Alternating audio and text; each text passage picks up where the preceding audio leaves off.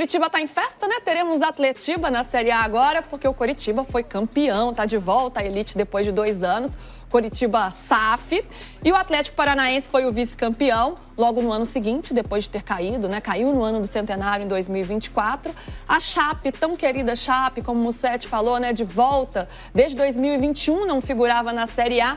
E o Remo, representante da região norte, volta depois de mais de 30 anos. Legal esses representantes aí que teremos. PVC, o que esse grupo aí dos 4 classificados para a Série A do ano que vem representa? Primeiro que assim, o acesso do Coritiba tem que ser festejado. O Coritiba é um time gigante que está tentando se estruturar e parece estar conseguindo virar um pouco a página para ser um time mais organizado. O Coritiba nunca foi um time ioiô, ou seja, que sobe um ano e desce no outro. O Atlético Paranaense, que até a 23ª rodada estava em 14º lugar, 11º lugar, sofreu muito para subir, mas conseguiu a reviravolta depois da chegada do Odair Hellmann e fez uma reação incrível, mas é uma demonstração de como a Série B ficou equilibrada. O Goiás fora, por exemplo, o Goiás foi líder de 16 rodadas. O Goiás liderou mais a Série B do que o Coritiba e ainda assim não conseguiu subir. Desde a morte do Aíler Pinheiro, patrono do Goiás, o Goiás não consegue voltar a ser o clube poderoso que é o maior do Centro-Oeste, não é nesse momento. Na última rodada perdeu para o Remo, né, que acabou conseguindo a classificação com outros resultados também. Uma grande festa no Mangueirão, a gente vai falar já já. De virada. Então, o que representa é muito equilíbrio. E o Remo vai ser um capítulo à parte que a gente vai tratar também, até pela capacidade que Belém tem de lotar estádios. Sem dúvida, que festa linda. Sem dúvida, que festa linda a torcida do Remo fez voltando à Série A. Mas, caramba, minha gente, quem tá comemorando muito o retorno para a Série A é o Remo, né? Depois de 32 anos. E agora a Série A volta a ter um representante da região norte depois de 21 anos, desde o Paysandu em 2005. Então é bastante tempo, muito relevante, porque isso mostra como a Série A agora está mais plural, mais diversa, com mais cara de Brasil, né? Com representantes de mais regiões, mais diversa mesmo, que é como o futebol brasileiro é, democrático. Muito legal esse feito, né? Acho que quer dizer muito, muito simbólico, né, PVC? É porque eu tomei um pouquinho, eu não gosto de falar, a gente não tem que falar ser cabotino de jeito nenhum, né? Evidentemente. Mas o ano passado eu fiz uma palestra em Belém, eu fui para Belém fazer uma palestra que é do projeto Camisa 10, o Zaire, que é um jornalista importante no Pará, foi quem me convidou para fazer essa palestra, e o tema da palestra que eu fiz, eu fiz a proposta, ele me convidou para fazer uma palestra e eu fiz o tema da palestra que era o norte do futebol do Brasil precisa ter o norte. Uhum. Porque desde 2005 a região norte não tinha nenhum representante na Série A. E foi o período mais longo que uma região do país ficou sem ter nenhum representante na Série A.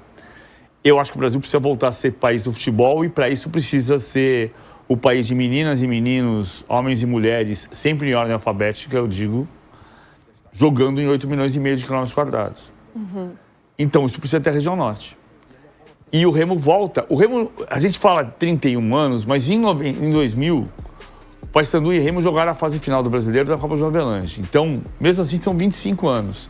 E sem a região norte eram 20 anos, que desde 2005 o Paysandu caiu em 5 e nunca mais voltou. Nem o Remo, nem o Paysandu, nem a Tuna Luso, nem o Rio Negro, nem o FAST, nem o São Raimundo, nem o Clube do Amazonas, nem de Roraima, são 7 estados da região norte. E para minha felicidade, coincidiu de eu ter dado uma palestra que mexeu um pouco com a estrutura ali da federação, no ano, e no ano seguinte subiu. Que legal. Muito então legal. Eu me senti um pouco, não pai, né? Porque na verdade quem fez, o Marcos Braz fez parte desse trabalho, o Remo fez parte desse trabalho, a torcida do Remo fez parte desse trabalho. E sabe que tem uma coisa que está acontecendo muito no futebol brasileiro? Mas você deu uma contribuição relevante. Eu me senti contribuindo. Que legal, que Eu me legal. senti contribuindo. E o fato do Remo subir e o Juventude cair, sem a contradição norte e sul, tem um aspecto para esse campeonato brasileiro que a gente está dizendo que está elitizado há 15 anos, se a gente fala disso, E os últimos 3 campeonatos brasileiros são os 3 de maior média de público da história do Brasil. Então tem mais gente pagando ingresso para ir para o estádio. 2023, 24 e 25 são as 3 maiores médias de público da história do Brasil. E o Remo vai aumentar essa média. Quando sobe o Remo, a verdade é que desceu o Sport, e o Sport tem muita torcida, mas sobe o Remo e desce o Juventude, vai subir a média de... A tendência é subir a média de público. Embora o que esteja subindo a média de público sejam os planos de sócio-torcedor, você tem um time que não enche estádio com um time que tem uma tendência de encher estádio. E a torcida mostrou sua força ao longo dessa Série B, especialmente nessa última rodada, nessa vitória emocionante diante do Goiás, de virada, ainda contou com outros resultados. E a torcida entrou... Aí, a gente está vendo aí, ó, entrou no gramado, fez uma grande festa. Representa, né, a força dessa torcida, desse clube que o PVC está falando. Qual é o simbólico, o símbolo disso tudo, hein, Musetti? Porque o PVC falou, né, e a gente fala tanto que o Brasil é o país do futebol. Se é o país, a gente tem que falar desse país de uma forma muito mais abrangente, né, de uma forma muito mais diversificada. Então é muito legal ver o Remo de volta. A gente tenta ser o mais racional possível, né? Mas não tem como não torcer pelo acesso do Remo. Assim, eu fiquei muito feliz com a notícia. Eu não tive a experiência que o PVC teve, mas eu fui 2 vezes a Belém. E muito por conta do Matheus Raimundo, que é um jornalista que já trabalhou com a gente, que hoje está na ESPN. Ele é de lá, né? Ele me ajudou muito. Foram 2 coberturas de seleção. E eu fui em jogos tanto do Remo e do Paysandu, e jogos, seleção jogando e Remo e Paysandu fazendo jogos, entre aspas, pequenos. E eram torcedores muito apaixonados, querendo muito preocupados com a situação. Então, ver o Remo de volta é ver o estado de volta, é ver o norte de volta e é ver uma torcida gigantesca que merece muito há muito tempo. Então, é um clube que tem muita torcida, que tem estádio, tem uma região maravilhosa. Então, que bom que o Remo está de volta. É uma pena que o Paysandu tenha feito o caminho contrário, né? A gente não vai ter um repá na Série A, vai demorar pelo menos para ter isso. Mas o Remo está de volta, é muito bom. É um clube com média de 20 mil pessoas na Série B. E nem sempre está jogando no Mangueirão. Então é muito bom ter o Remo de volta, com destaques. O Guto Ferreira, que é um cara super querido. O Pedro Rocha, que estava desacreditado. Enfim, não teve como não torcer por esse acesso do Remo. Pois é, foi um Remo que, quando a gente fala de futebol mesmo, com nomes conhecidos, né, PVC? Vocês citaram aí Marcos Braz, que foi dirigente, né, do Flamengo tanto tempo como executivo de futebol. Pedro Rocha, que foi artilheiro da Série B com 15 gols. O Guto Ferreira, que é tão conhecido do futebol brasileiro. Outros nomes em campo também. O Jorge Palmeiras, Cantilho, que já foi do Corinthians. Foi um Remo que apostou em quê para conseguir esportivamente chegar lá? Acho que apostou em se organizar, em pagar em dia, em investir pesado pro modelo que tinha dali de capacidade financeira. A gente sabe que desde a pandemia o governo não acho que é o melhor modelo não, tá? Mas assim, o governo do estado ajuda muito o futebol.